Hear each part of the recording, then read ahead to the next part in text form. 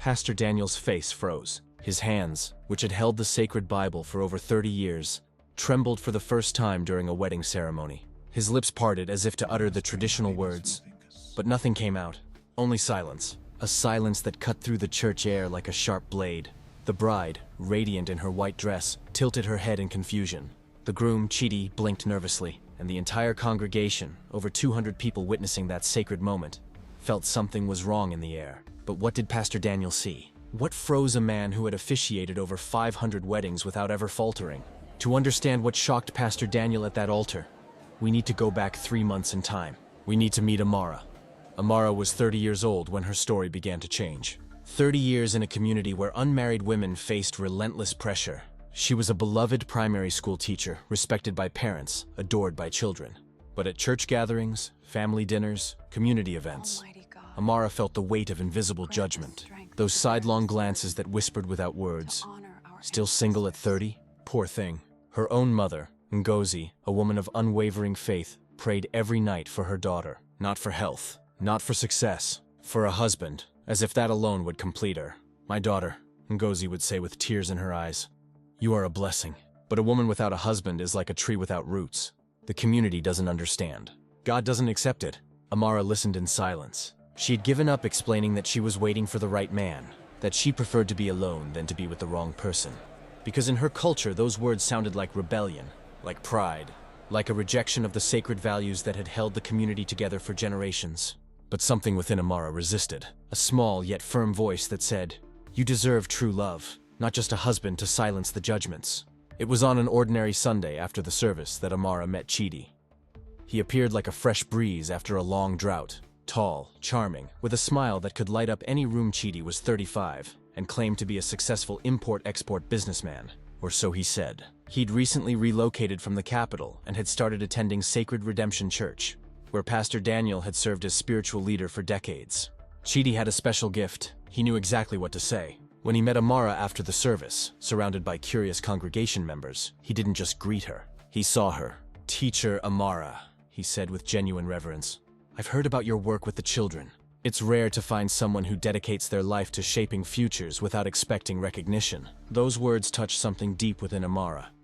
It wasn't empty flattery. It was recognition, something she rarely received in a community obsessed with her marital status. In the following weeks, Chidi started appearing more often. He offered to help at the church, carried chairs for the elderly, donated generously to community projects, and always found a moment to talk to Amara. "Do you believe in destiny?" he asked one sunny afternoon as they organized donated books for the church library. Amara laughed, surprised by the question. "I believe God has a plan for each of us." "Then perhaps," Chidi said with that irresistible smile, "God brought me here for a specific reason." Amara's heart quickened. It had been so long since she felt that sensation. Hope, possibility. The idea that maybe, just maybe, her wait had a purpose. The community became his cheerleaders. The older women gossiped with approval. Finally, Amara found someone respectable, a successful businessman, a man of faith. The men welcomed him like a long-lost brother, slapping his back and exchanging business cards. And Ngozi wept tears of pure relief during her nightly prayers. Her 30-year-old daughter had finally found her worth in a man. But there was one person who watched with increasing caution: Pastor Daniel. Pastor Daniel was 62 years old. Gray hair, deep eyes that seemed to see beyond words, and wisdom built through decades of serving his community. He had seen it all: blessed marriages that flourished, hasty unions that crumbled, and he had developed an instinct, a spiritual sensitivity that rarely failed. Something about Chidi bothered Pastor Daniel. It wasn't anything obvious. Chidi was polite, generous, seemingly devout, but there were small things. The way he averted his eyes when asked about his family, how he changed the subject when someone mentioned visiting his home, how he always had an excuse not to participate in the church's men's gatherings, where men shared their life stories deeply. "Brother Chidi," Pastor Daniel ventured one afternoon, "you never mention your family back in the capital. Will they be at the wedding?" Chidi's expression flickered just a split second, but Pastor Daniel caught it. "Ah, Pastor, my family situation is complicated. I've chosen to move forward, start fresh here. The past is better left behind." It was diplomatic, believable, but something rang false. Maybe it was the slight edge to his voice, the way he immediately steered the conversation elsewhere, like someone closing a door before anyone could peek inside. A red flag Pastor Daniel couldn't ignore. Meanwhile, the romance between Amara and Chidi blossomed like a garden after the rain. He would take her for walks at dusk, where they would talk about dreams and hopes. He would show up at the school where she worked with modest flowers. Nothing extravagant, just enough to make her feel special. He met Ngozi and treated her with such profound respect that the woman declared, "This man was sent by God. There is no doubt." After 2 months of dating, Chidi knelt. It happened on a Sunday afternoon, after the service, with the entire congregation watching. He took Amara's hand and said, "Since I came here, I've felt this emptiness like something vital was missing. And then I met you. You filled that void. You taught me what home really means. Amara, will you marry me? Let me spend every day for the rest of my life showing you how much you matter." The church erupted. Women wept with joy. Men shouted approval. Ngozi looked like she might float away on happiness. And Amara, tears streaming, whispered yes, the word she'd been waiting years to say. What happened in the following weeks was pure community magic. The entire community mobilized to prepare the wedding. Women sewed decorations. Men built structures for the celebration.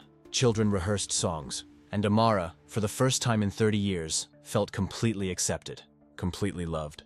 Not despite who she was, but because of who she was. Pastor Daniel would officiate the ceremony, of course. It was tradition for him to bless all important unions in the community. But as he prepared the wedding sermon, that unease persisted. He tried to investigate discreetly. He asked other pastors in the capital if they knew Chidi.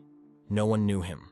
He tried to find records of the import and export company. Nothing conclusive. But there was also nothing concretely wrong. Perhaps, Pastor Daniel thought, he was being paranoid. Perhaps his protective zeal was creating problems where none existed.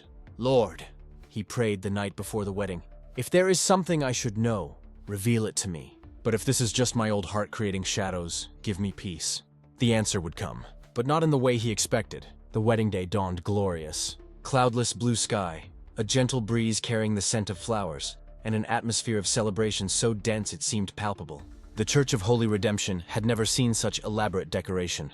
White and gold fabrics hung from the walls. Candles formed corridors of light, and in the center, an altar decorated with flowers gathered from the community's own homes, each bouquet representing a family blessing that union. Amara was stunning. Her dress, sewn by the loving hands of 15 women from the congregation, shone like moonlight. Her face radiated such pure happiness that it made people cry just to look at her. She wasn't just a bride. She was the materialization of an entire community's dreams, proof that patience and faith are eventually rewarded. Chidi waited at the altar, impeccable in his dark suit. He smiled, waved to acquaintances, seemed the personification of confidence. But Pastor Daniel, positioned near the altar with his Bible open, noticed something different. Chidi was nervous, not the natural nervousness of a groom, something deeper. His eyes constantly roamed the church, as if searching for something, or someone. And then it happened. A phone vibration, barely audible, from inside Chidi's jacket pocket. Most people missed it entirely, but Pastor Daniel didn't. He watched Chidi's hand move to his pocket, catch himself, then slip it back in anyway. The groom glanced at the screen, and all the color drained from his face like water from a broken tap. Chidi quickly powered the phone off and plastered the smile back on. But it looked painted on, desperate, fragile. In that moment, Pastor Daniel's instinct screamed. The music began.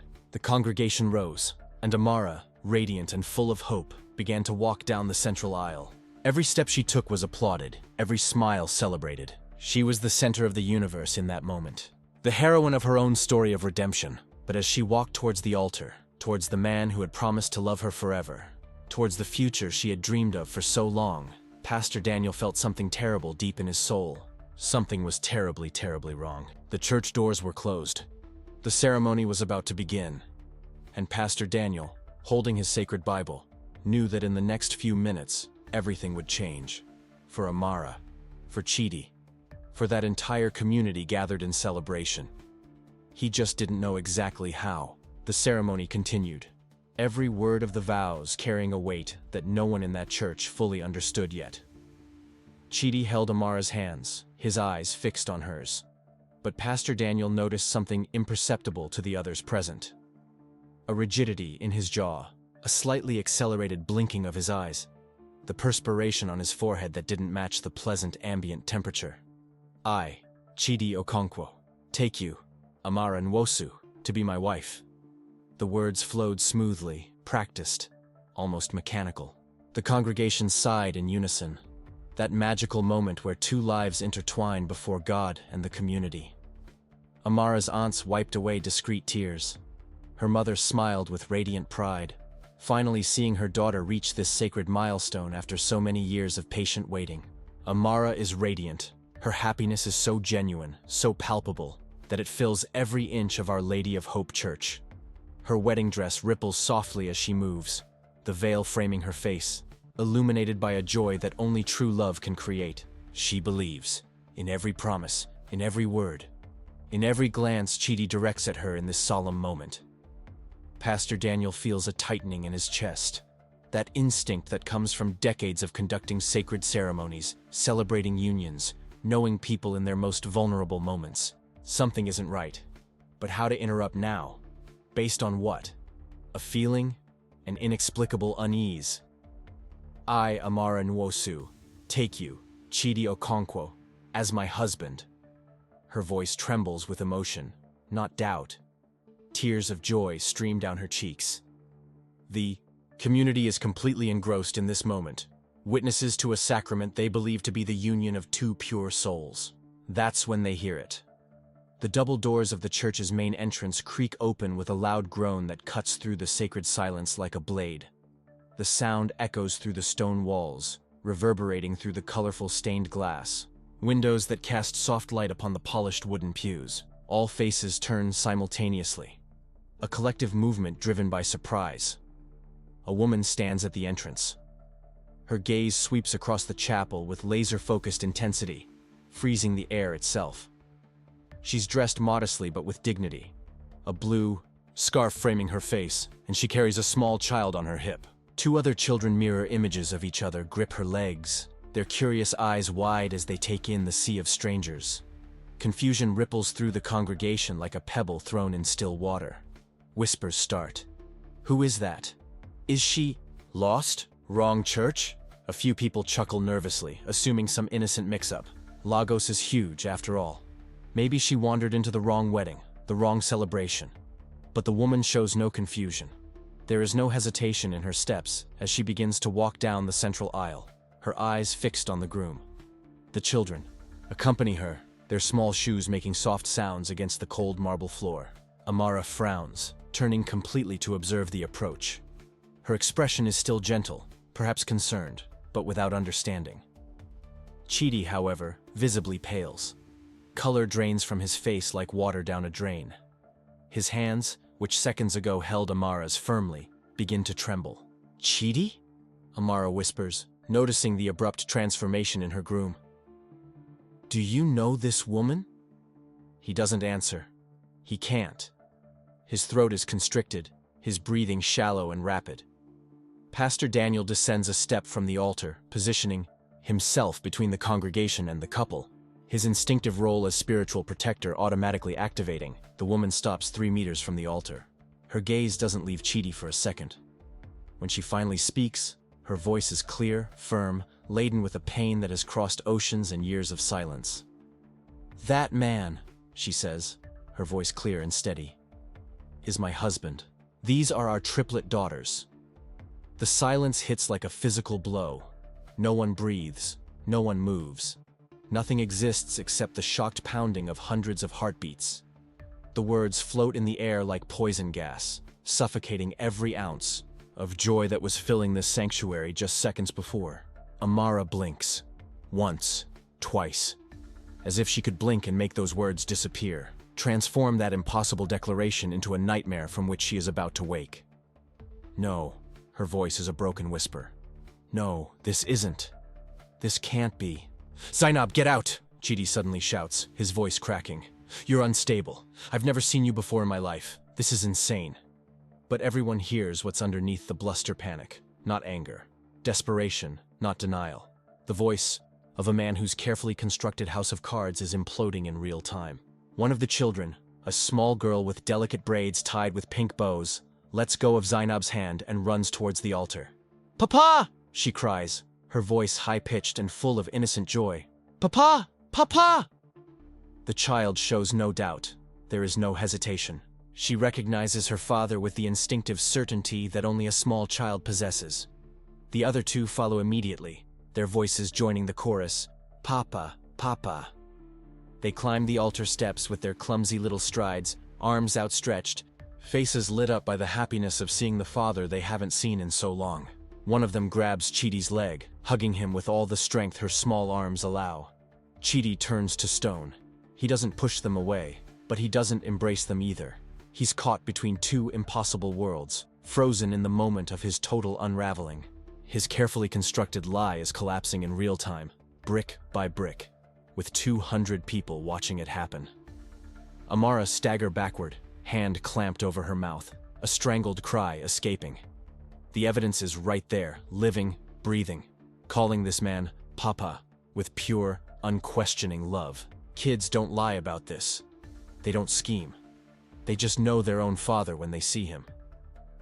Pastor Daniel raises his hand, his voice thundering through the church with pastoral authority that silences even the most distant whispers. Stop. Everyone stop. He looks directly at Chidi, his penetrating eyes demanding truth in a space where lies have no place. Brother Chidi, this is your house of God. This is a sacred moment before witnesses and the Creator. I ask you now, in the presence of the Almighty, do you know this woman? Are these children yours? Chidi opens his mouth, closes it. His eyes scan the church, searching for an exit that isn't there. Every face is fixed on him, waiting, demanding the truth. He tries to speak, but no convincing words form. Only fragmented sounds, excuses that die before they are born. Zainab approaches, her dignity intact despite the evident pain in her eyes. My name is Zainab Okonkwo. I have been married to Chidi for 6 years. Our daughters, Amina, Halima, and Rashida, are 4 years old. Her voice is calm, but every word carries the weight of a truth that cannot be denied. She reaches into the bag slung across her body and pulls out a folder, a stack of documents with the weight of hard evidence. She hands them to Pastor Daniel with rock-steady hands. Our marriage certificate, birth certificates for all 3 girls, photographs, medical records, everything. Pastor Daniel opens the folder, reading carefully while the church holds its collective breath. Photo after photo. Chidi and Zainab laughing in a park. The 2 of them holding newborns in a hospital. Chidi's arm around her at family gatherings, birthday parties, holidays. An entire life documented in images that don't lie and can't be faked. He told me he had a business trip, Zainab continues, her voice trembling slightly for the first time. 2 years ago. He said he needed to go to Lagos to expand his business, that he would be back in 6 months. The girls ask for him every day. When is Papa coming back? Why doesn't Papa call? And I made up excuses, believing my husband was working hard for our family. She wipes away a tear that escapes, but maintains her composure. Until a friend sent me a photo from a social media profile. Chidi Okonkwo from Lagos, engaged to beautiful Amara. I took my savings. I took our daughters.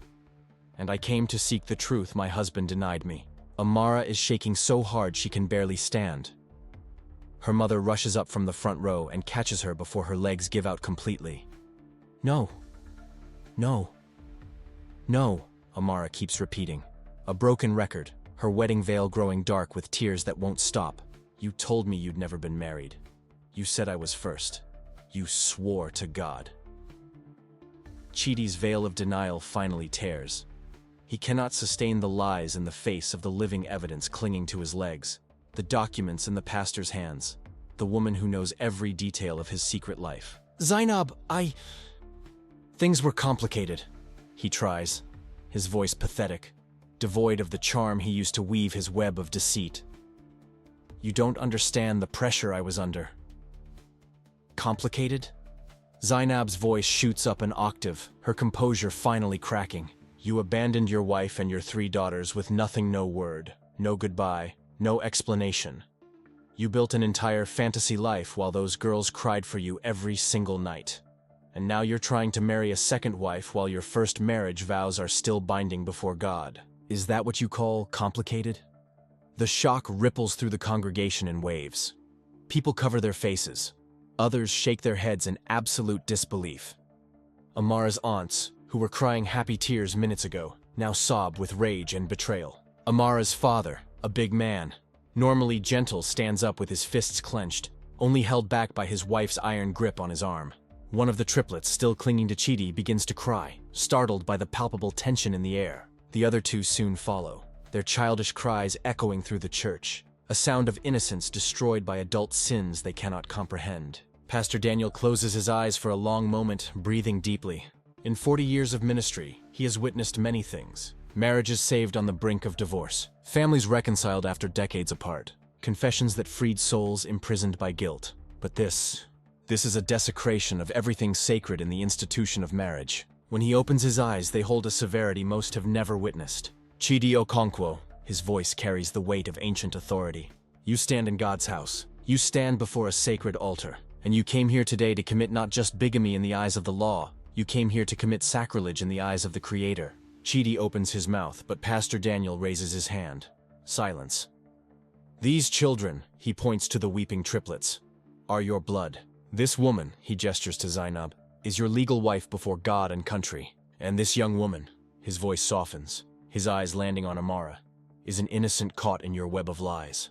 The church goes so quiet you can hear Amara's sobs like an alarm in the silence. Her dream, the perfect day she'd been imagining since childhood, has evaporated in less than 10 minutes. The humiliation is absolute, witnessed by 200 people who will remember this moment for the rest of their lives. Pastor Daniel walks over to Zainab, speaking softly. Sister, you showed extraordinary courage by coming here. You saved this young woman from a devastating mistake. Zainab nods, but there is no triumph in her eyes, only exhaustion. I didn't want to ruin anyone's day, but my daughters deserve their father, and this woman deserved to know the truth before tying her life to a liar. Hard words, but necessary ones. Amara meets Zainab's eyes through her tears, and something shifts in the space between them. It's not friendship, not yet, but there's understanding, the unspoken recognition of two women caught in the same trap. One saw it coming, one walked straight into it. Chidi finally attempts one last desperate defense. Pastor, I can explain everything. If everyone would just give me a moment to... Silence. Pastor Daniel's voice cuts like a guillotine. There is no explanation that justifies what you did. No words can mend the lives you destroyed. You didn't just lie. You built an entire existence on falsehoods, deceived a good woman, abandoned your responsibilities as a father and husband, and were about to commit a crime before God and men. The pastor turns to the stunned congregation. This ceremony is over. There will be no wedding today. Murmurs erupt through the church, but no one protests the decision. The evidence is too clear, the betrayal too complete. But Pastor Daniel wasn't finished. He looks at Chidi with an expression that blends disappointment, anger, and something deeper, something no one expects. A glint of determination that suggests this story is far from over. What I'm about to do, he says slowly, each word heavy with intent, will become a lesson this community will never forget. Because in a house of God, truth always prevails.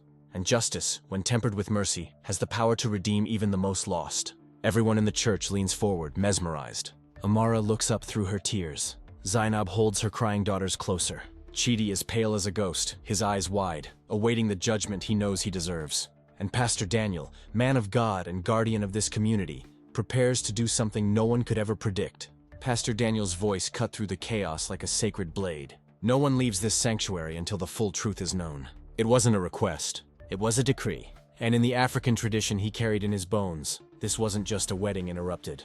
It was a violation of sacred order. And when sacred order is broken, the entire community becomes the tribunal. The space that minutes ago breathed festivity now pulsed with the gravity of an ancestral judgment. The church doors were closed, not with violence, but with the solemnity of those who understand that some truths need witnesses, that some sins need to be exposed to the light, not to humiliate, but to heal. Pastor Daniel descended from the altar. His steps were measured, each carrying decades of pastoral wisdom. He didn't need to shout. His presence commanded respect. His eyes didn't judge with anger, but with the deep sadness of a father who discovers the betrayal of a beloved son. He stopped before Chidi, who was still frozen between two worlds that should never have met. Chidi Emmanuel Okafor.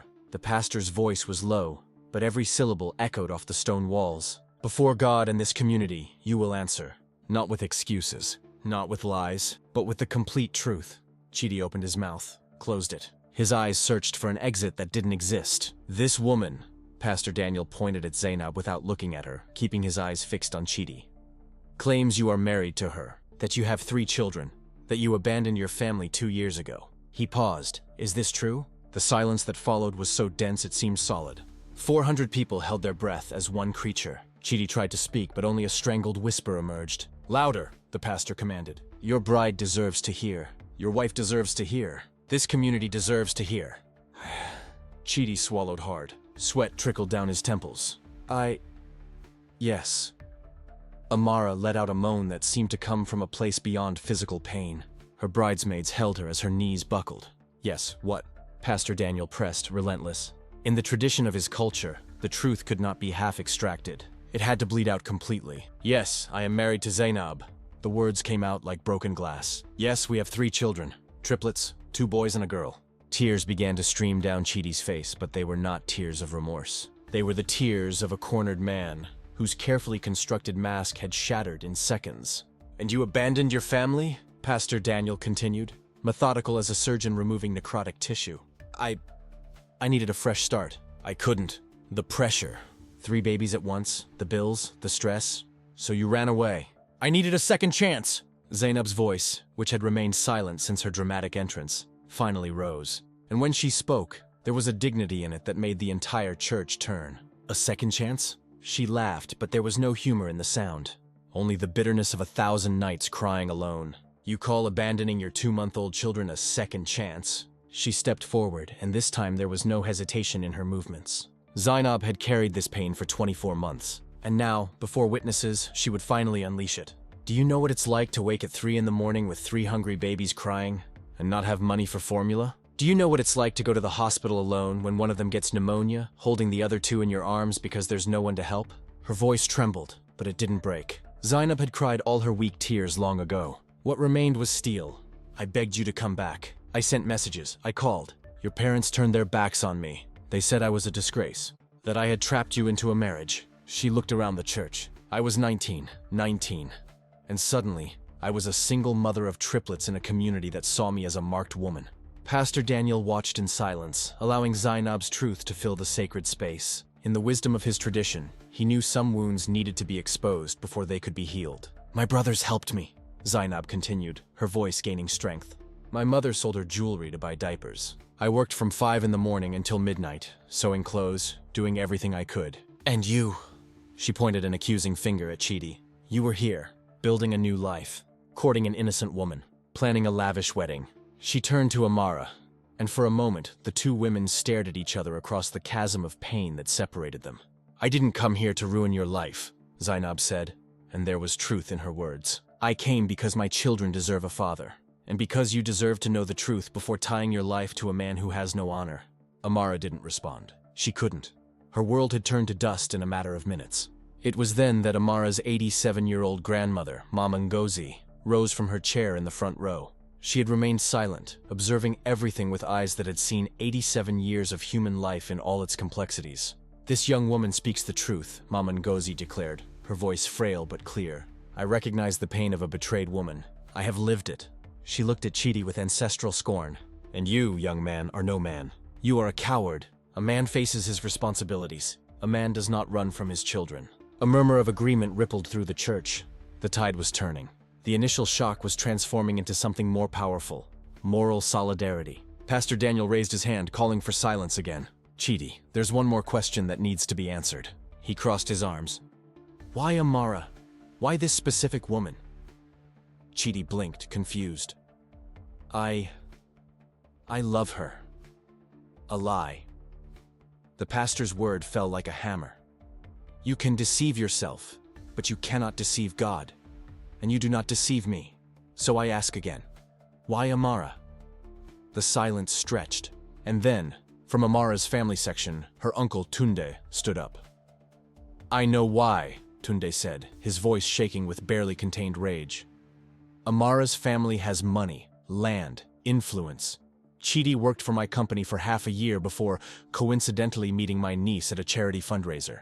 He practically spits out the words. "He pursued her like a wolf stalking prey, calculated, strategic, methodical." The words hit like a second explosion. This wasn't just infidelity. This wasn't even just betrayal. This was predatory. Chidi didn't flee his old life out of panic. He orchestrated his next scheme with chilling deliberation. Amara's voice cracks when she finally speaks, hollow as a church bell. You were never going to love me, were you?" Chidi can't even look at her. His head hangs, shoulders caving in under the avalanche of exposed deception. Pastor Daniel took a deep breath. He had seen much in 30 years of ministry. But this was betrayal layered deep. And yet, as he looked around the church, he saw something beginning to form. Not destructive anger, but something older, more powerful. Community justice. This sacred space, he said, his voice filling every corner of the church, was built on foundations of truth. And truth, however painful, has the power to expose lies. But truth also has another power. He looked at Zainab, then at Amara, the power to reveal dignity. He turned to the congregation. Zainab came here today not as a weeping victim. She came as a mother fighting for her children, as a woman demanding that the truth be known.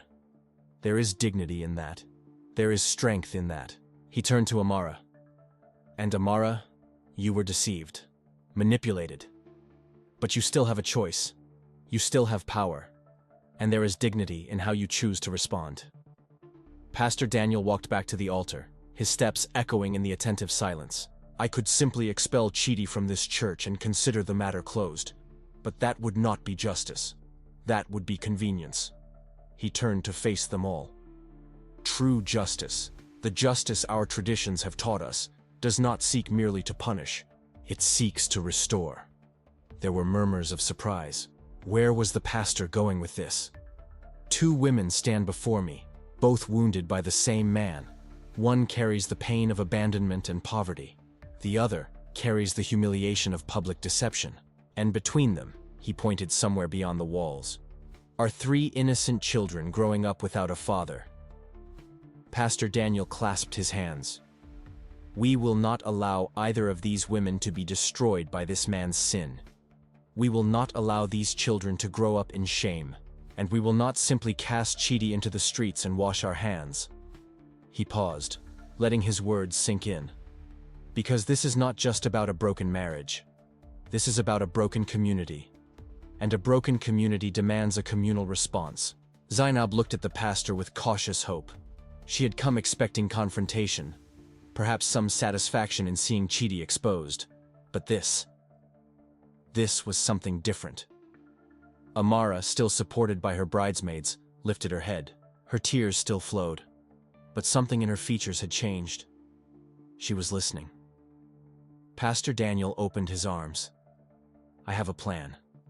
A plan that will honor both women, that will care for the children, and that will force Chidi to face the consequences of his actions, not through empty punishment, but through forced responsibility. He looked directly at Amara.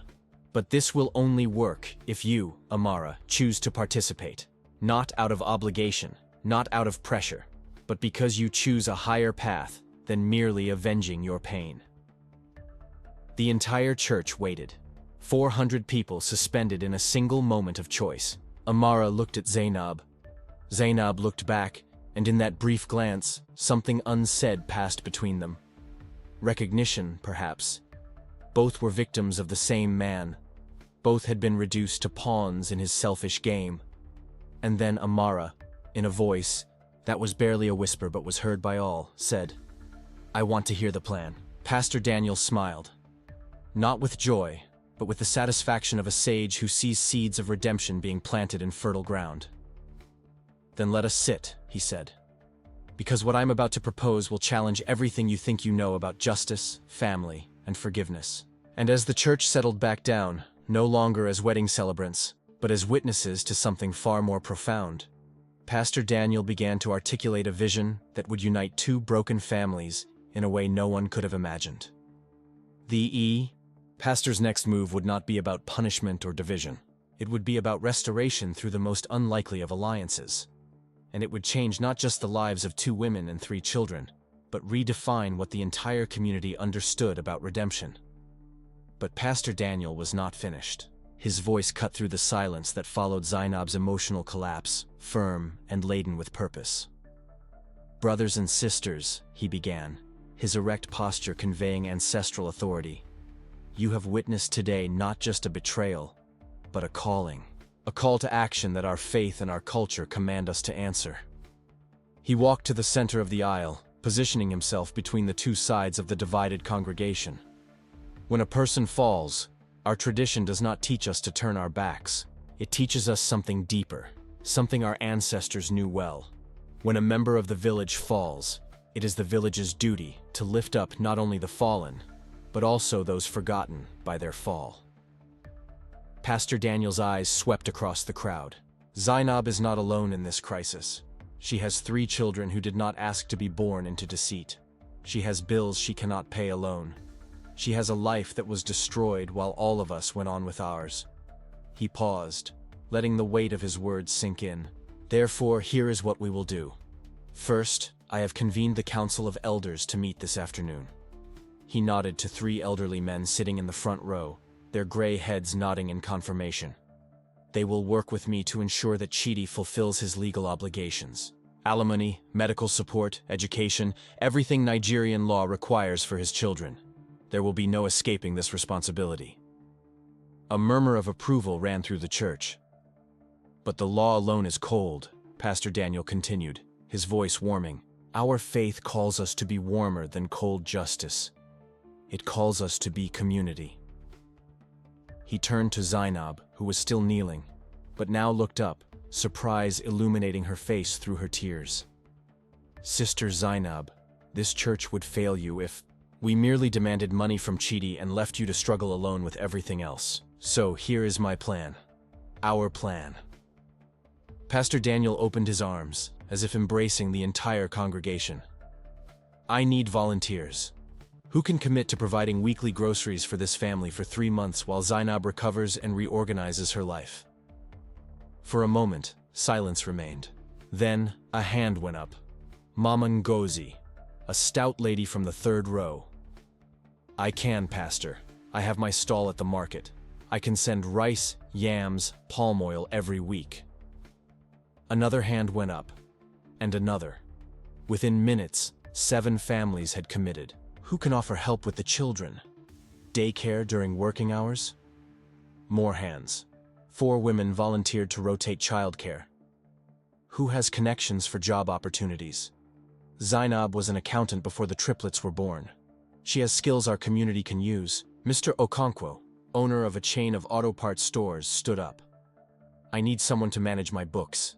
If she is willing, the job is hers. Flexible hours because of the children. Zainab covered her mouth with her hands, sobs of disbelief shaking her shoulders. Pastor Daniel approached her, placing a gentle hand on her shoulder. You see, sister, you are not alone. You never were. We just didn't know you needed us. The energy in the church had completely shifted. What began as scandal and anger had transformed into something more powerful: collective mobilization, shared purpose. The congregation buzzed with conversations about how to help, who knew whom, what resources could be shared. And then something happened that no one expected. Amara, who had remained petrified in her wedding dress beside the altar, began to move. Her steps were hesitant at first, the white volume of her tulle skirt dragging across the wooden floor. Every eye in the church turned to her as she descended the altar steps.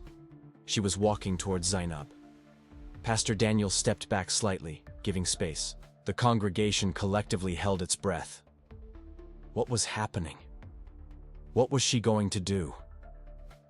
Amara stopped just a meter from Zainab, who was still on the floor.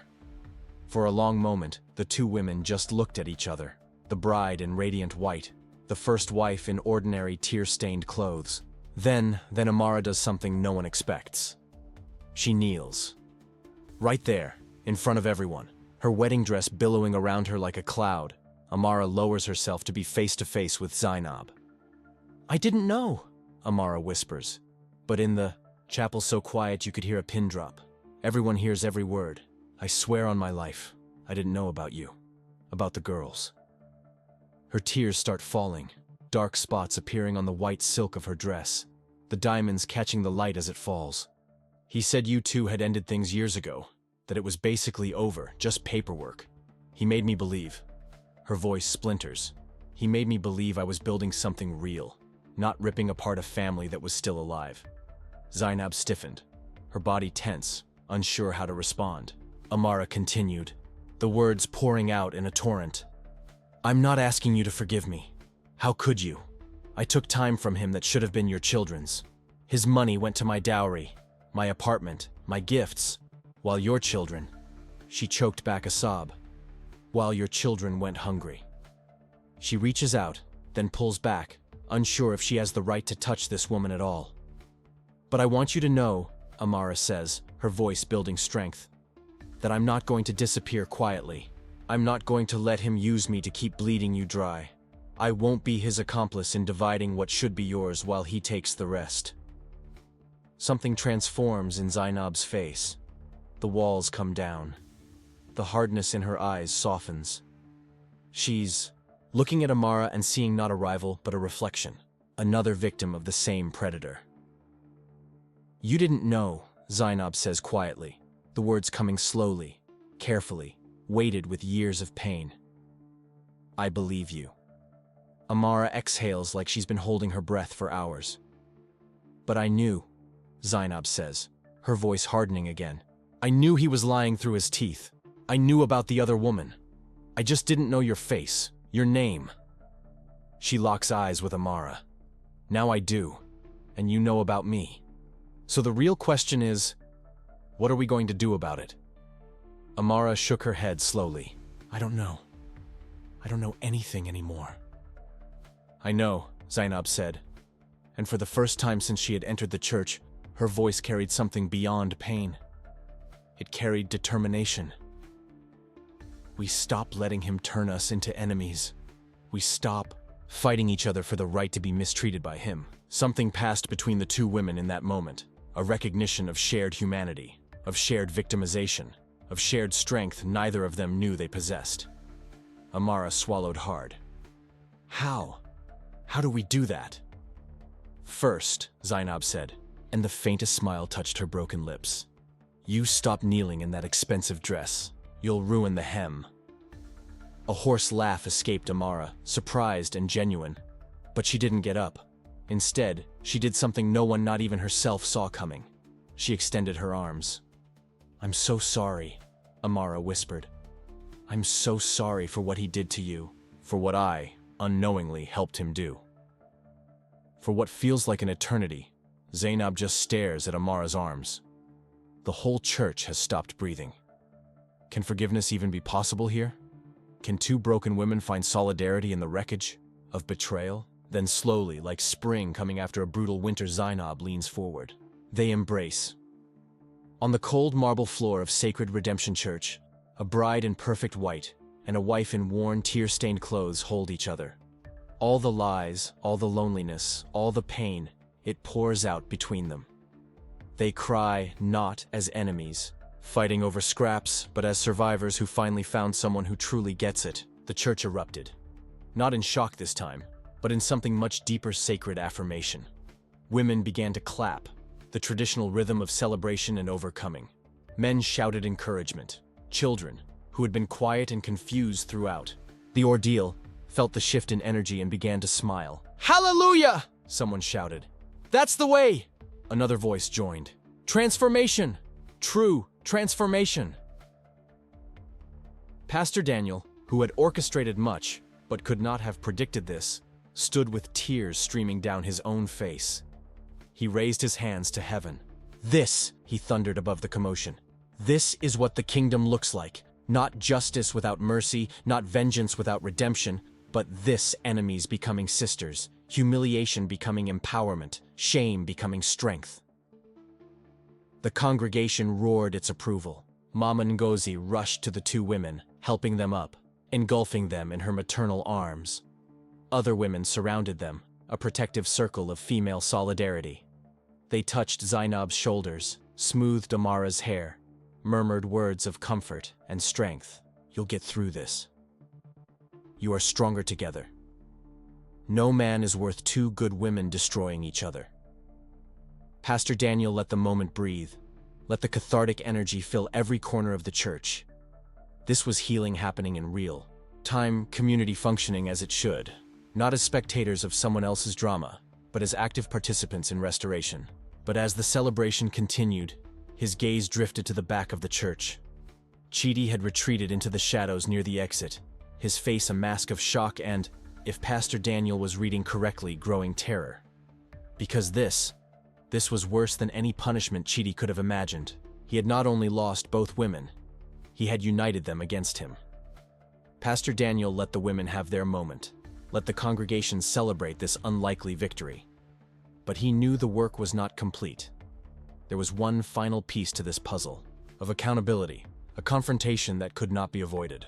Chidi was still there, and now that the victims of his deceit had found their voice, their strength, their solidarity, it was time for the man who caused it all to face not just exposure, but true accountability. Pastor Daniel silently nodded. To the two closest elders, Brother Ameka and Brother Adewale, they understood immediately, discreetly positioning themselves between Chidi and the exit door. Not threateningly, but firmly. There would be no easy escape.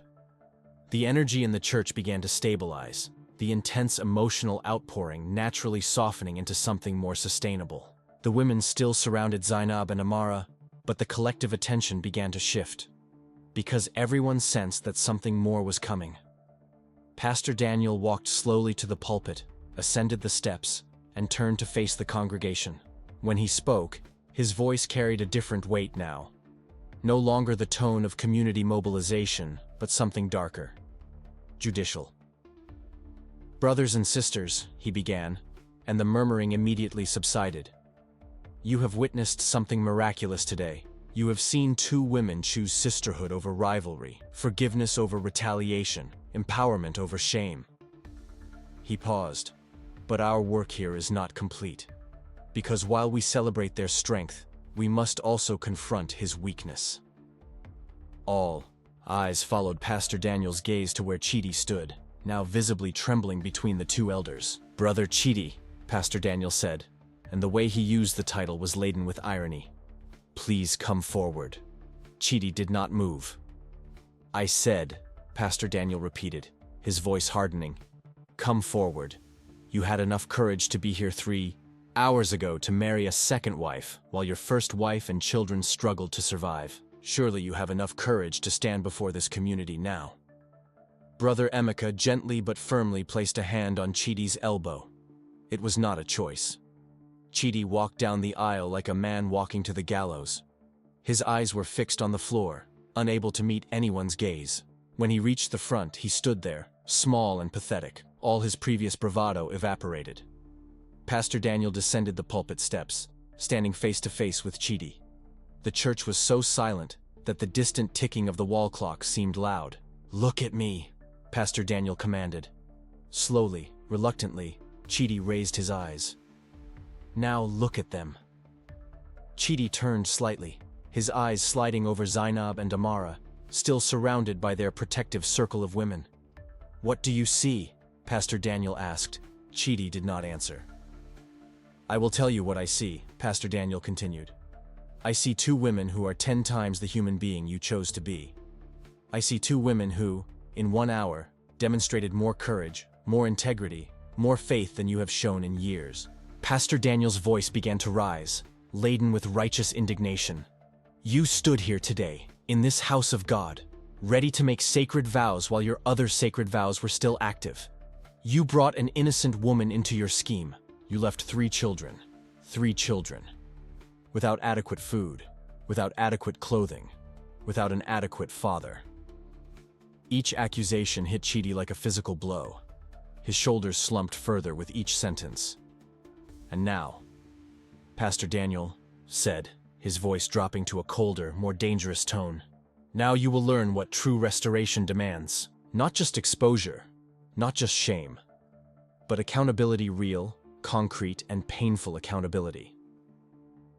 He turned to the congregation. "This community has already mobilized to support Zainab and her children. But that was not the community's responsibility. It was yours, Chidi. So here is what will happen."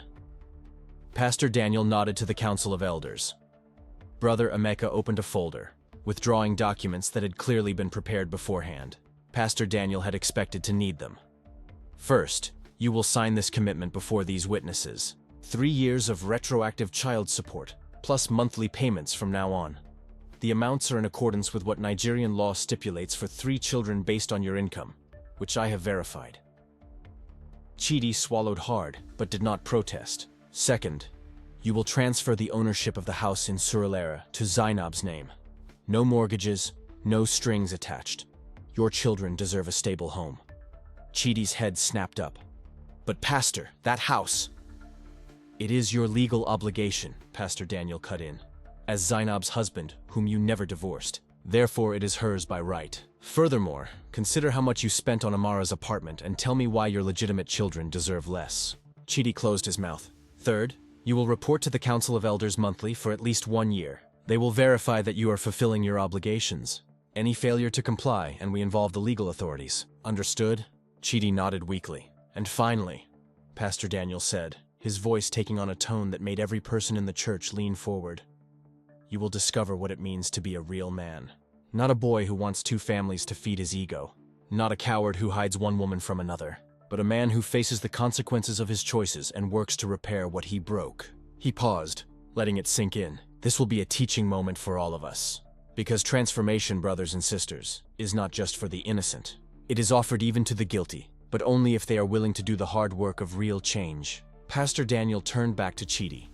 So, I will ask you, before God and this community, are you willing to do this work? Will you choose to become the father and man you should have been from the start? The silence stretched. Everyone waited. Chidi stood there, exposed and naked before the collective judgment of people who had witnessed every layer of his deception peel away. He could flee. He could refuse.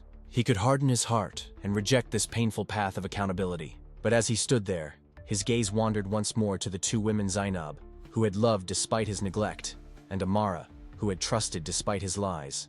And he saw, perhaps for the first time truly, what his cowardice had cost. Not just money, not just convenience, but humanity theirs, his, everyone caught in his web of deceit. Slowly, very slowly, Chidi nodded. I will, he whispered. Then more strongly, I will do the work. Pastor Daniel watched him intently, looking for signs of sincerity. He wasn't sure if he trusted that nod, but he knew this. Accountability didn't require trust. It required structure, supervision, and consequences. And those things, this community could provide. Then let us begin, Pastor Daniel said. Sign the documents, in front of everyone. Brother Emeka brought the papers to Chidi, offering a pen. With visibly trembling hands, Chidi signed his name on each marked line: transfer of property, alimony agreement, commitment to supervision. Each signature seemed to tear something from him, and perhaps it did. Perhaps this was exactly what true accountability looked like. The painful removal of unjust privileges, unearned power, comfortable illusions. When he finished, Pastor Daniel took the documents, examining them for verification. Satisfied, he handed them to Brother Adewale for witnessing and legal filing. It is done, Pastor Daniel announced to the congregation. Brother Chidi has taken legal responsibility. Now he must prove, through actions over time, that he can take moral responsibility as well. He placed a hand on Chidi's shoulder, not in comfort but in firm admonition. This community will be watching. Zainab will be watching. Your children, as they grow, will be watching. And God, who sees all, will certainly be watching. Chidi nodded, still unable to speak. Pastor Daniel turned to the entire congregation, opening his arms expansively. Today you witnessed something extraordinary. You saw betrayal exposed, but you also saw restoration initiated. You saw humiliation, but you also saw empowerment. You saw the worst of human nature, but also, thank God, you saw the best. His voice filled with genuine emotion. You saw 2 women choose sisterhood. You saw a community choose action over apathy. And you saw a man, finally, choose accountability over escape. He paused, letting the weight of everything that had happened settle over everyone. But what you witnessed today does not end here in this church. It begins here, because each of you will walk out of these doors carrying a lesson that will change how you see marriage, how you see community, how you see your own responsibility for the vulnerable around you. Pastor Daniel began to walk among the pews again, making eye contact with individual people. Husbands, you learned today what happens when a man thinks he can divide his heart, his resources, his commitment. It doesn't work. It only creates victims. Wives, you learned today that silence in the face of abuse is not virtue. It is complicity with your own oppression. Zainab had the courage to come here. Will you have the same courage if you ever need to? Singles, you learned that who you choose to marry matters less than the character you bring to the marriage. Be people worthy of commitment before you make commitments. And all of us, his voice rose again. All of us learned that community is not just for Sundays and funerals. It is for crises. It is for accountability. It is for carrying each other's burdens, when those burdens become too heavy for one person alone. The church was completely silent, every word landing with power. "So, here's my final question for you," Pastor Daniel said, stopping in the center of the aisle. "When you leave here today, what will change? How will you be different because of what you witnessed?" He let the question hang in the air, unanswered, because he knew that each person needed to answer it for themselves. "The wedding service is canceled," he said with a small, sad smile. "But I strongly suggest we replace it with a service of commitment to Zainab and her children. Commitment to each other. Commitment to the kind of community that doesn't leave its most vulnerable members to struggle alone." He turned to Zainab, who was still surrounded by women. But now her face showed something other than pain. It showed hope, cautious, fragile, but undeniably real. "Sister Zainab, this community has failed you for 3 years. But I promise you, before God and these witnesses, we will not fail again. Your children will have what they need. You will have the support you deserve. And we will ensure that Chidi honors every promise he signed today." Zainab nodded, tears this time of relief streaming down her face. Pastor Daniel then turned to Amara, who was still in her wedding dress, now crumpled and stained, a beautiful ruin. "Sister Amara, you came here today expecting to start a new life. You will leave here starting a different life, one built not on illusion, but on truth. This hurts now, but believe me when I say you have been spared years of pain building a life on the foundation of Chidi's lies." Amara nodded, biting her lip, still processing the totality of her world turned upside down.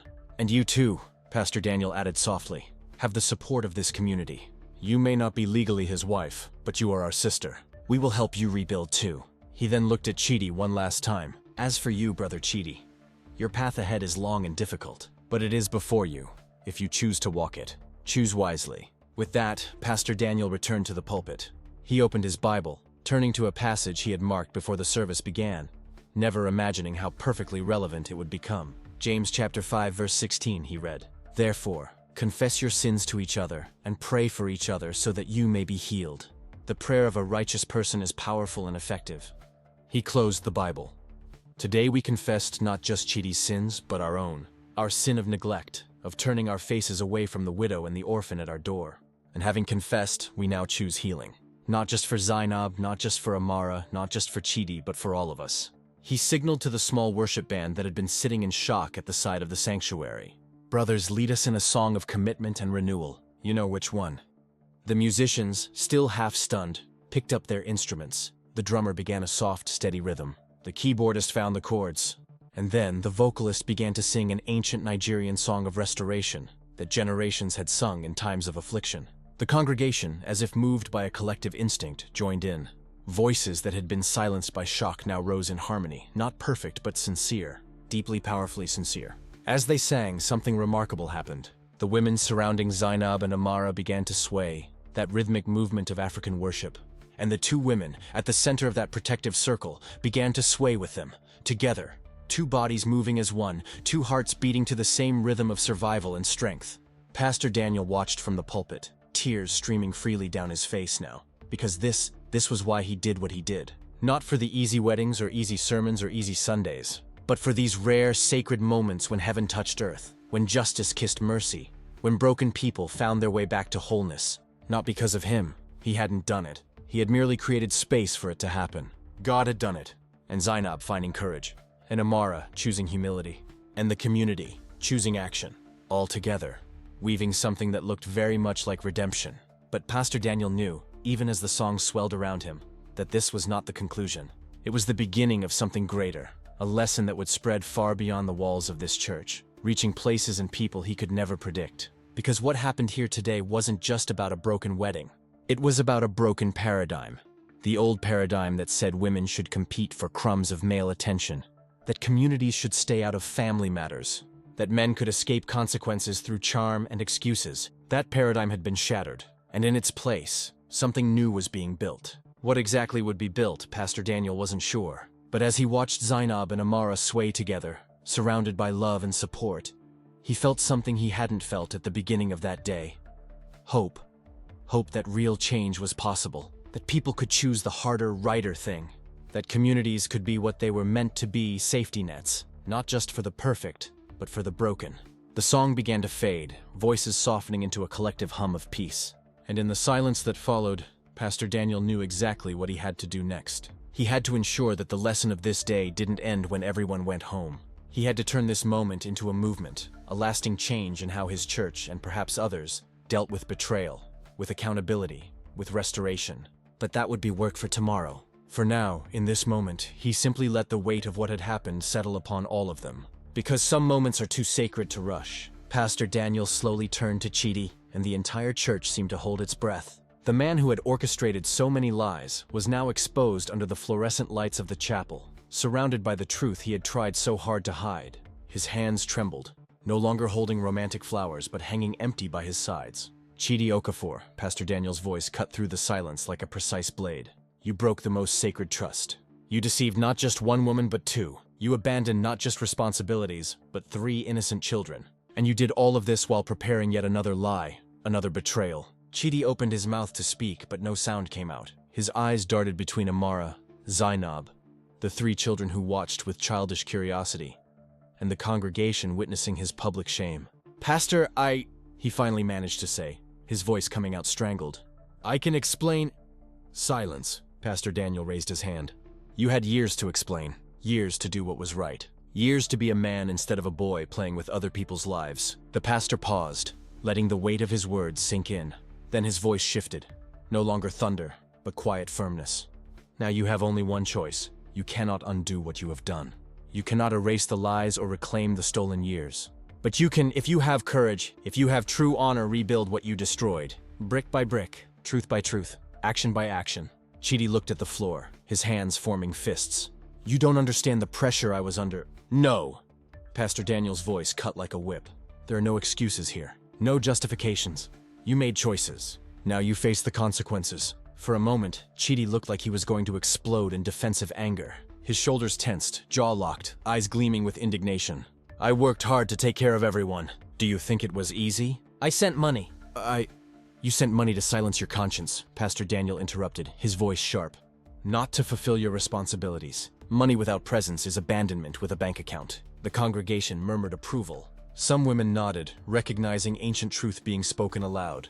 Pastor Daniel walked until he stood directly in front of Chidi, his eyes fixed on his.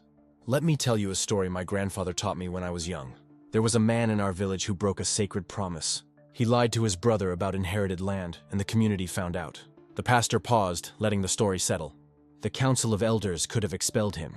They could have branded him an outcast. But my grandfather, who was chief at the time, said something I never forgot.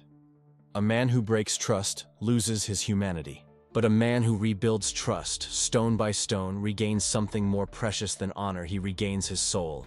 Chidi blinked, clearly not expecting a story instead of condemnation. That man, Pastor Daniel continued, spent 2 years working on the lands he stole, returning profits, publicly asking for forgiveness at every festival. And do you know what happened? He not only restored his brother's trust, he became the most respected man in the village, because everyone saw that real transformation is possible when responsibility is genuine. The pastor stepped back. You are not the first man to fail catastrophically, Chidi, but you will be remembered by how you respond to that failure, as a boy running away, or as a man rebuilding. It was at that moment that the triplets began to stir. The girl in the middle, Chidinma, everyone remembered Zainab calling her, slipped from her mother's hand and walked with wobbly steps towards Chidi. Daddy, she said, her tiny voice clear as a bell in the tense silence of the church. The world stopped. Chidi looked down at the little girl, her eyes, undeniably his, looking up with pure innocence. She had no idea of the betrayal, the lies, the abandonment. She saw only the man who was supposed to be her father. Daddy doesn't come home anymore, she said, not accusingly, just stating a confused child's fact. Mommy said you were working. Are you done working now? Something broke inside Chidi. You could see it in his eyes, the defense crumbling, the rationalization shattering. He looked at this small child who should know his face, his voice, his hands holding her during nightmares. Then he saw the other two, still holding Zainab's hands, watching with the same confused hope. 3 children, his children, growing up without him while he planned another wedding, another lie. Chidi's voice cracked. Look at them, Pastor Daniel said calmly. Truly see what you abandoned. Not an abstract concept, not financial responsibility. See the living souls who call you father and wake up every day asking when you will return. Tears began to form in Chidi's eyes. He fell to his knees, getting to Chidinma's level. I'm sorry, he whispered, his voice broken. I'm so sorry. But Pastor Daniel didn't let it stop there. Apologies are words, Chidi. Zainab and Amara, the women you betrayed, need to hear from you now. Not empty apologies. Real terms. What will you do to rebuild? Chidi turned to Zainab, still on his knees, tears streaming openly now. Tell me, what do you need from me? Zainab looked at him for a long moment, holding the other two triplets closer. Her voice when she spoke was firm as steel. I don't need your words. I need your presence, not occasional money sent out of guilt. I need you to be their father in actions, not in name. She stepped forward, and the church saw a woman who had survived unimaginable betrayal now setting terms for any path forward. Regular financial support, not when you remember. Consistent visitation, not when it's convenient. Presence in their lives, birthdays, school milestones, nightmare nights. You want to rebuild? Prove it with time, with consistency, with action. Chidi nodded vigorously, tears still flowing. Yes, all of it. I promise. Don't promise, Zainab cut in. Do, your promises are empty. Your actions will tell if transformation is real. Then Amara spoke, her voice trembling but determined. And what about me? You owe me more than an apology, Chidi. You made me an unwitting accomplice to betrayal. You stole my ability to make informed choices about my own life. She took a deep breath, gathering courage. If you want any kind of path forward, and I'm not saying there is one, you need to make public what was hidden. You need to face what you did. Not hide behind reputation management or saving face. Public truth is where accountability begins. Chidi looked at her, and for the first time, everyone saw not defensiveness, not rationalization, but genuine recognition of the harm he had caused. I was a coward, he said, his voice barely above a whisper but every word audible in the church's silence. I was afraid of being less than ideal, so I pretended to be two people. I was afraid of disappointing either of you, so I disappointed both. I was afraid of facing my flaws, so I built lies on top of lies. His hands trembled, tears making bright tracks on his cheeks. I saw both of you as solutions to my needs, not as complete people with your own lives, dreams, right to the truth. I treated my children as obligations to be managed, not souls to be nurtured. His voice broke completely. He doubled over, forehead touching the church floor, sobs shaking his shoulders. I was so afraid of not being good enough that I became exactly the man I most feared being. I was afraid of failing, so I failed in every possible way. And now I see. I see everything I destroyed, everything I lost. And I don't know if I can fix it. Pastor Daniel let the moment breathe. Let the congregation witness genuine tears of repentance, not manipulation, not performance, but real brokenness. Then he placed a hand on Chidi's shoulder. You're right about one thing. You can't fix everything you broke. Some things will remain broken. Some trusts will remain cracked. But you can begin the work of rebuilding. Not because you deserve forgiveness, but because these children deserve a father. Because these women deserve accountability. Because real transformation, however rare, is possible. Pastor Daniel helped Chidi to his feet, turning him to face the congregation. Here are the terms of accountability, the pastor said, his voice clear and authoritative. First, complete financial transparency. You will establish support for your children overseen by a council from this church. No hidden payments. Public records. Chidi nodded, wiping away tears. Second, consistent presence. You will schedule time with your children, not when it's convenient, when they need it, and you will show up, every time. No excuses. Yes, Chidi whispered. Third, counseling. You will work with me weekly to understand why you did what you did. Not just to apologize, but to comprehend the roots of your choices. Pride, fear, whatever it is, you will dig down to brutal honesty with yourself. I will do it. Fourth, respect for Zainab's and Amara's decisions. If Zainab says you are not fulfilling parental responsibilities, you listen. If Amara says she needs space, you give it. Your right to make demands ended when your lies began. Chidi nodded, a fresh flow of tears starting. I understand. And fifth, you will live publicly with the consequences of your choices. Not a victim, not a misunderstood man. A man who failed catastrophically and is now doing the slow work of rebuilding. You will be an example either of genuine transformation or of ultimate failure. Time will tell which. Pastor Daniel turned Chidi to look directly at Zainab and the triplets, then at Amara. These women do not owe you forgiveness. These children do not owe you a relationship. You will earn back what you can if you can through years of consistent action, not weeks, not months, years. The pastor paused, letting that sink in. Do you accept these terms, knowing that even with perfect obedience, you may never fully recover what you lost? Knowing that some bridges remain burned no matter how hard you work? Chidi looked at the triplets, Chidinma still close to him, the other two watching with wide eyes. He looked at Zainab, who stared back with steely determination. He looked at Amara, who looked exhausted but resolute. I accept, he said, his voice hoarse but clear. I accept all of it. I will do the work. Not because I deserve a second chance, but because they deserve a father who finally shows up. Pastor Daniel turned to the congregation. You heard this man make a public commitment. This community now holds him accountable. Not resentment, not gossip, but true witness. Does he deliver or not? Does he show up or disappear? Does he transform or repeat? Murmurs of agreement rippled through the church. And for Zainab and Amara, the pastor continued, this community holds you too. Not in judgment, in support. Childcare when you need it, counsel when you ask, presence when loneliness presses in. You do not walk alone. Zainab nodded for the first time since entering the church, something resembling cautious hope touching her eyes. Pastor Daniel took a deep breath, looking around the chapel, the bride in shock, the stunned guests, the two betrayed women standing firm, the confused triplets, and Chidi with tears still wet on his face. You came here today expecting a wedding, he said. Instead, you witnessed something equally sacred: truth confronting lies, accountability confronting evasion, the possibility of redemption confronting the reality of consequence. He walked back to the pulpit, hands resting on the worn wooden surface. This is how we heal. Not by pretending wounds don't exist. Not by rushing to easy forgiveness, but through painful truth, careful justice, and the possibility, just the possibility of redemption, if accountability is genuine. The church was quiet, everyone processing the extraordinary event they had just witnessed. Pastor Daniel looked directly at the camera someone was still holding, forgotten in the commotion. Let this story be a lesson. For men who think they can live double lives, you cannot. Truth always emerges.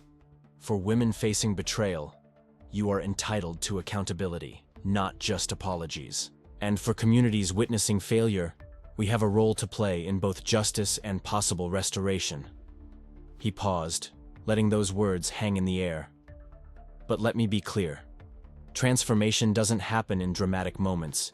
It happens in the boring, consistent daily choices that no one films, no one applauds, no one witnesses except the wounded people and the conscience of the person changing. Chidi stood there, all three triplets now close to him, though Zainab kept a protective hand on their shoulders. Amara was a few feet away, arms crossed, watching with understandable guard. 6 months, Pastor Daniel finally said. In 6 months, we will revisit this. We will see if the commitment made today translated into action. We will see if the tears shed here were genuine or a performance. We will see if transformation is real or an illusion. He looked around the congregation one last time.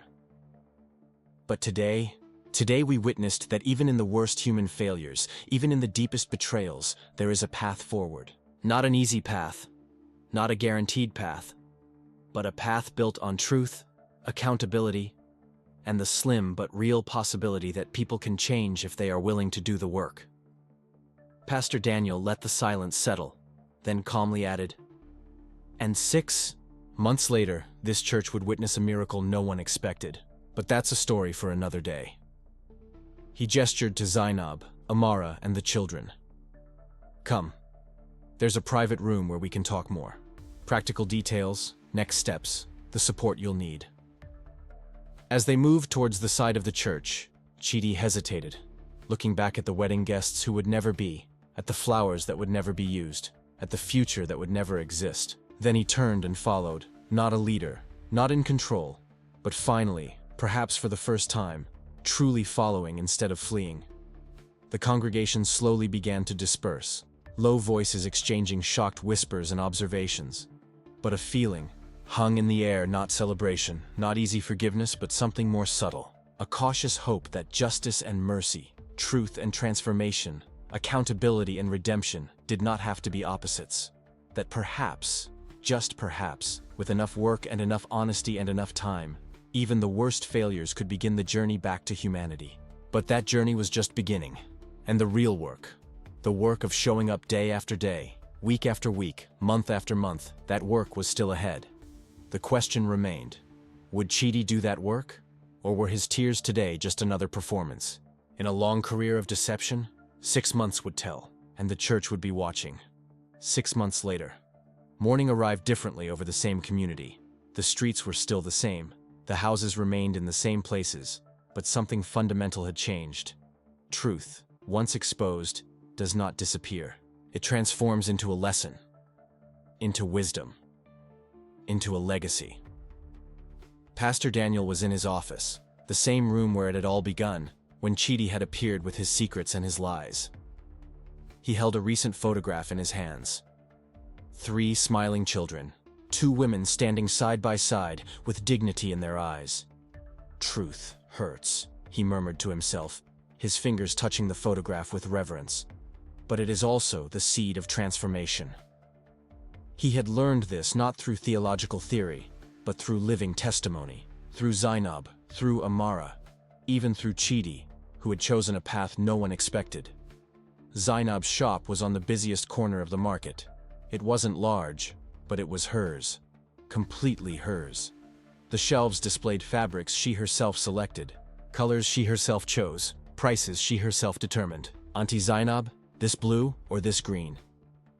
A young customer held 2 cloths, undecided.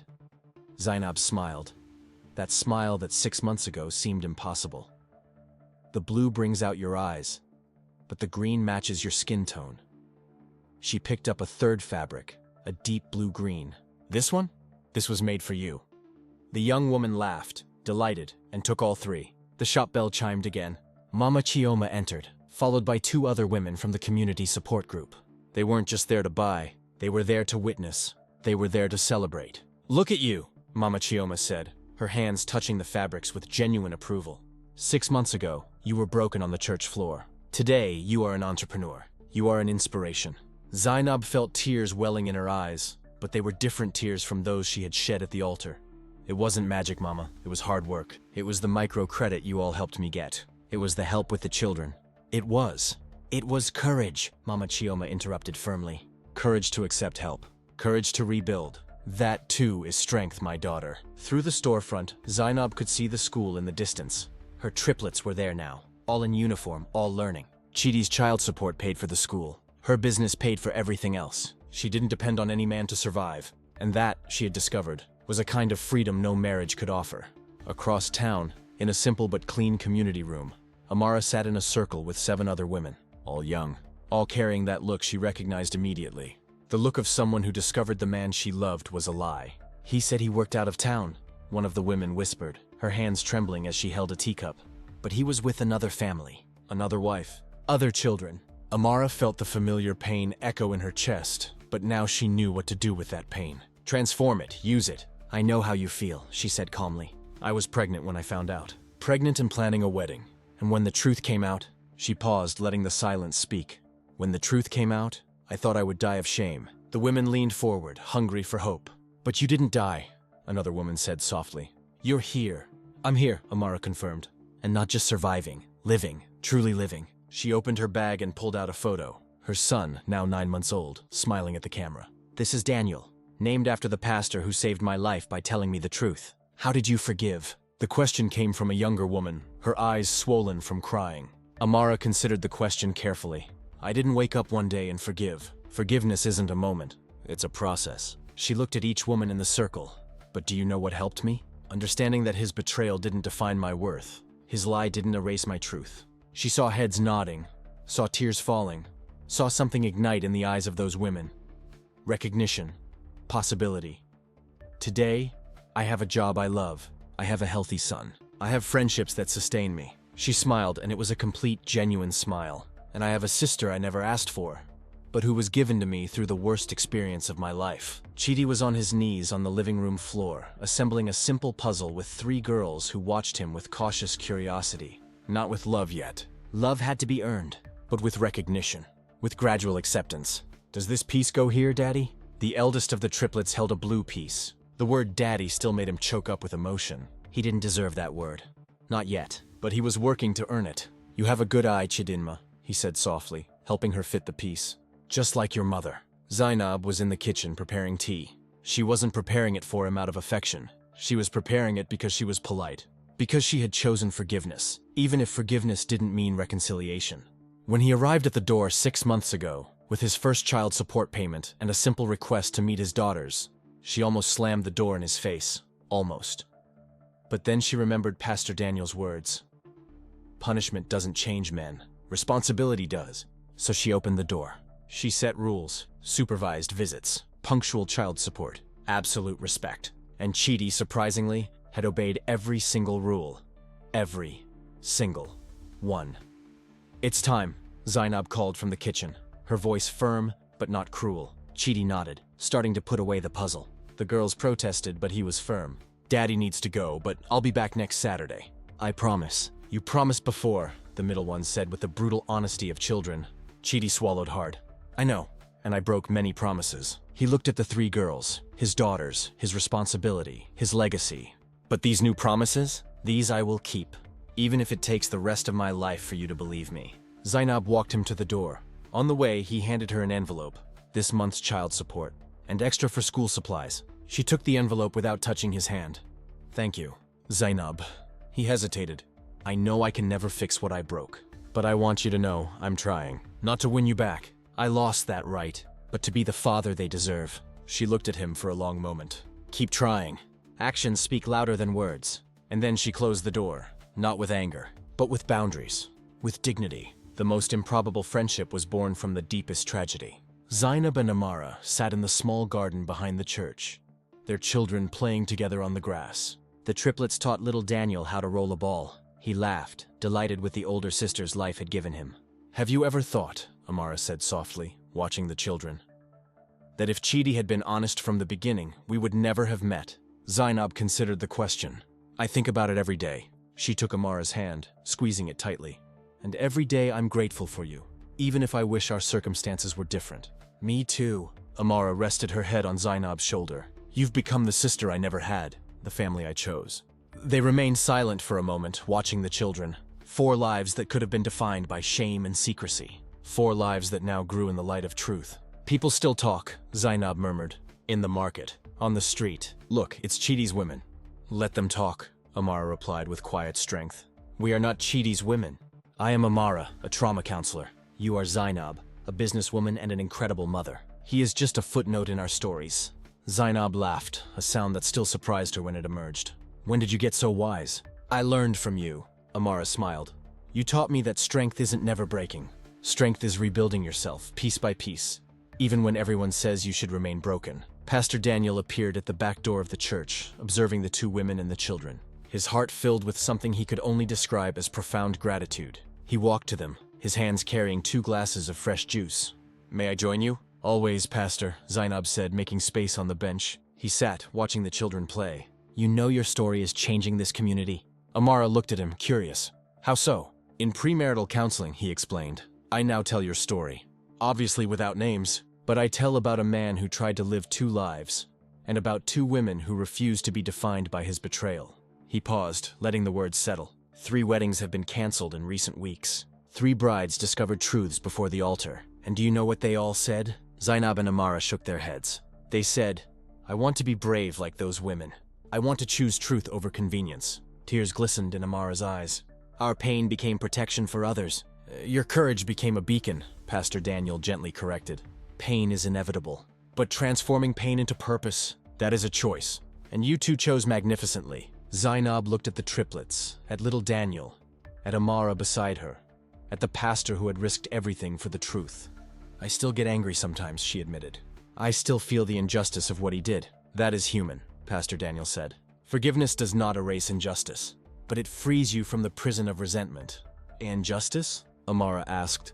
Chidi is living his life, working, seeing his daughters. Where is the justice in that? The pastor took a deep breath. True justice is not punishment. It is restoration. He gestured to the children. They have an education. They have strong mothers. Their needs are met. And they have a father who, for the first time, is learning real responsibility. He looked at the two women. You have dignity. You have autonomy. You have purpose. That is justice. Not the vengeance that hatred desires, but the restoration that wisdom builds. So our culture was right, Zainab said thoughtfully. Not when it tells us to hide shame, but when it teaches us that community restores what selfishness breaks. Exactly. Pastor Daniel smiled.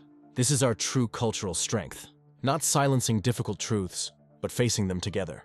Not abandoning the broken, but rebuilding them. This is the heritage worth passing on. 3 weeks later, the church was full. Not for a wedding, not for a funeral, but for something the community rarely did publicly. A ceremony of honor. Pastor Daniel was in the pulpit, but he was not the focus. In the front pew sat Zainab and Amara, with their children. Beside them, Mama Chioma and the women from the support group. Behind them, the 7 women from Amara's counseling circle. The entire church stood, applauding. Today, Pastor Daniel began when the applause finally subsided. We are not here to condemn error. We have already done that.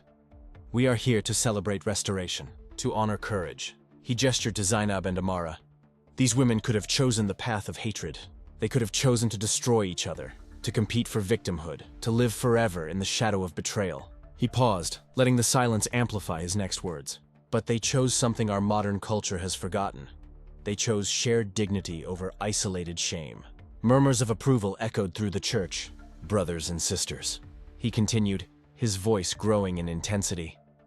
I want you to understand something fundamental. When we hide difficult truths to protect appearances, we are not protecting anyone. We are merely feeding the darkness where injustice thrives. He stepped down from the pulpit, walking among the pews. Chidi is not a monster. He is a man who made selfish choices and is now learning responsibility. But do you know who the true heroes of this story are? He stopped beside Zainab and Amara. These women who refused to accept lies. This community that chose support over judgment. These elders who chose restorative justice over empty punishment. Mama Chioma stood up, her voice breaking the formal protocol. Pastor, may I speak? He nodded, smiling. She turned to face the congregation. 30 years ago, when my husband cheated on me, the community told me to keep quiet, to preserve family peace, to think of the children. Her hands trembled slightly. So I kept quiet. And he kept cheating. And I kept breaking inside. Tears streamed openly down her face now. But these young women? They taught me that silence is not peace. That accepting abuse is not strength. That exposing truth is not division, it is liberation. She looked directly at Zainab and Amara.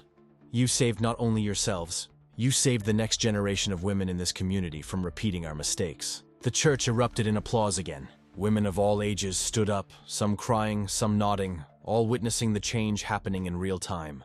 After the ceremony, when most had left, Pastor Daniel found Zainab and Amara on the same bench where 6 months ago everything had fallen apart. How do you feel? He asked, sitting beside them. Zainab looked at the church ceiling, at the crucifix that had witnessed her worst day. I feel like I can finally breathe, as if the last 6 months were one big exhale, releasing all the poison. And you, Amara? Amara caressed the head of her sleeping son in her lap. I feel gratitude. What seemed like the end of my life became the beginning of my true life. Pastor Daniel nodded slowly. There's a lesson here that goes beyond just the two of you. A lesson our culture desperately needs to relearn. What is it? Zainab asked. That hidden truth destroys, but revealed truth, however painful, empowers. He looked at them with intensity. You were empowered because you refused the comfortable lie. Your daughters will be empowered because they will see strong mothers, not silent victims. This community was empowered because it witnessed that real restoration is possible. Amara wiped away a tear. Do you think our story will really change anything? It's already changing, Pastor Daniel said with conviction. 3 canceled weddings, 7 women in counseling finding courage, an entire community rethinking what it means to protect family. He smiled. Change doesn't happen through sermons. It happens through living testimony. Zainab took Amara's hand. So we are witnesses. You are more than witnesses, he corrected. You are teachers. And the lesson you teach is the most important. That the real strength of our culture is not in hiding shame, but in restoring dignity. Not in condemning failures, but in rebuilding lives. Not in preserving appearances, but in honoring truths. He stood up, preparing to leave, but stopped. May I ask you one thing? Of course, Pastor. they both said together. When you tell this story, and you will tell it because people will ask, don't soften the pain. Don't make it seem easy. His voice was urgent now. Tell about the nights crying, about the shame, about the desire to give up. Because it's only by being honest about how difficult it was that you will give real hope to those who come after. Zainab nodded, understanding. False hope sustains no one. Exactly. But tested hope, hope that survived the fire? Pastor Daniel smiled. That hope moves mountains. As night fell, Zainab and Amara were in the same church garden where so many important conversations had taken place. The children slept in the church nursery, under Mama Chioma's watchful care. Did you ever imagine, Zainab said softly, looking at the stars, what it would be like if we had met differently? Without the pain? Without the betrayal? Amara considered the question. Every day. And do you know what I conclude? What? That we probably never would have met. You in your world, me in mine. Amara looked at her friend, her chosen sister. The pain brought us together, but it was the choice that kept us together. Choice of what? Choice to see beyond the competition the world expected. Choice to honor each other's humanity over wounded ego. Choice to build a bridge over the chasm that betrayal created. Zainab felt warm tears on her cheeks. You know I love you, right? As a sister, as a friend, as a companion on this absurd journey. I know. Amara hugged her tight. And you know our daughters will grow up knowing this story? They'll grow up knowing their mothers transformed shame into strength? That's the greatest gift we can give them, Zainab agreed. Not protection from pain, but the blueprint for how to walk through pain and emerge stronger. They sat in comfortable silence. Two women life had tried to break, but who refused to stay broken. Two women betrayal tried to divide, but who chose unity. Two women shame tried to bury, but who dug their way back into the light. And in that light, they weren't just surviving, they were thriving. Pastor Daniel watched from his office window, his heart filled with a deep peace. He had risked everything 6 months ago, stopping that wedding, exposing that truth. There were nights he wondered if he'd done the right thing. But looking at those two women now, at the 4 children sleeping peacefully, at the community transformed by their courage, he knew. He knew that truth, however difficult to tell, is always the right choice. He knew that protecting appearances never protects people. He knew that the true strength of his culture, of any culture, lies not in hiding flaws, but in restoring the broken. And he knew that this story, this impossible journey, from pain to purpose, from betrayal to triumph, from shame to wisdom, was exactly the kind of lesson the world needed to hear. So he picked up his phone and wrote a simple message to his network of pastors.